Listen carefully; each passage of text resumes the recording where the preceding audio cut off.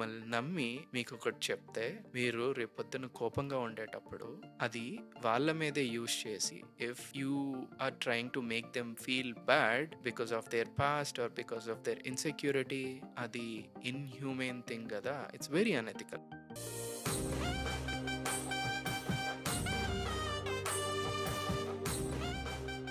Lakh of values. Values అనగానే నాకు first మైండ్‌లోకి వచ్చేది respect. Never ever for any reason don't disrespect your partner. అసలు డిస్‌రెస్పెక్ట్ అనేది ఎలా ఉంటది అని ఆలోచిస్తున్నాను. Let's think in terms of the first principles. First principles వరకెందుకు, I would put my self in the spot. Basically నాకెప్పుడు డిస్‌రెస్పెక్ట్‌ఫుల్‌గా అనిపిస్తది అనంటే, let's say I'm having a issue with my partner. I'm very happy to sit and discuss, and తప్పు నాదున్నా లేకపోయినా I can be patient. But what I can take it as చీప్‌గా, చిల్లరగా రివర్స్‌లో అరిచినా నాకు నచ్చదు. Maybe I would feel that as disrespectful. ఏదైనా సరే కూర్చుందాం, మాట్లాడుకుందాం, పద్ధతిగా డీల్ చేద్దాం అనేటట్టు నేనుంటా.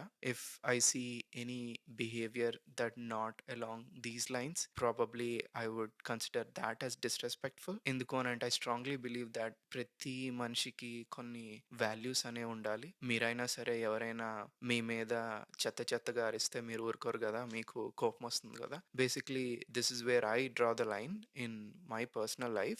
నా మిస్టేక్ ఉన్నా సరే I'll take it. I'll do whatever it takes to fix it. But అంత చీప్‌గా, చిల్లరగా అరిస్తే మాత్రం నేను ఊరుకోను అనేది maybe it's my thing. If somebody violates this, I might feel they are being disrespectful to me. ఇలా ప్రతి మనిషికి కొన్నుంటాయి. అవి అవతల వాళ్ళు వయలేట్ చేసినప్పుడు one would feel that the other party is being disrespectful. So, it's a very individual thing.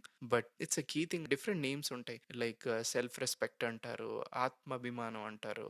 ఎప్పుడూ never poke into that. It's important to know what the other person value, because అది ఒక person core గదా! వాళ్ళు డెఫినెట్‌గా డీప్‌గా hurt అవుతారు. And that too words cut deep అంటారు గదా! సో, కొన్ని అంత డీప్‌గా హర్ట్ అయినప్పుడు it's not easy to heal. అది మనసులో ఉండిపోతది. That's why respect is on top of my values list. Okay. Lack of వాల్యూస్‌లో సెకండ్ వన్ ఏంటి అనంటే breaking trust. It simple here. Breaking trust పార్ట్‌లో అన్నిటికన్నా నాకు కీ ఏదనిపిస్తది అనంటే, when your partner trust you with some information and he or she shares some secret with you, or a vulnerability or an insecurity. Typically నా లైఫ్‌లో జరిగింది. కొన్ని cases గూడా నేను చూసా ఫ్రెండ్స్ లైఫ్స్‌లో. గొడవైనప్పుడు వాళ్ళ పార్ట్నర్ ఏం జేస్తారు అనంటే, they use that insecurity or secret or vulnerability against them. అంతకన్నా దరిద్రం ఇంకొకటి ఉండదు మీ లైఫ్ పార్ట్నర్‌కి.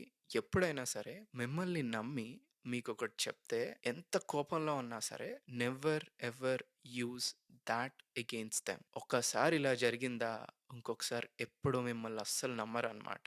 లాంగ్ మళ్ళీ మిమ్మల్ని నమ్మాలి అనంటే ఆ సిట్యుయేషన్ ఎప్పుడు క్రియేట్ చేయొద్దు. Because once your partner uses your own secrets or insecurities against you when they get angry, అంతే ఇంకా. మళ్ళీ వాళ్ళని నమ్మాలంటే it will take years and years. And also for the person who broke the trust, ఆ trust ని మళ్ళీ earn చేసుకోవడానికి I'm pretty sure it will take years. ఓకే, మళ్ళీ వాళ్ళని ఆ కంఫర్ట్ జోన్ లోకి తీసుకురావాలి, you can be vulnerable with me again అన్న ఫేజ్ లోకి తీసుకురావాలి అని అంటే it's lot of hard work. So why get into that situation in the first place? And it's also unethical. మిమ్మల్ని నమ్మి మీకు ఒకటి చెప్తే, మీరు రేపొద్దున కోపంగా ఉండేటప్పుడు అది వాళ్ళ మీదే యూజ్ చేసి, if you are trying to make them feel bad because of their past or because of their insecurity, అది ఇన్‌హ్యూమన్ థింగ్ గదా! It's very unethical.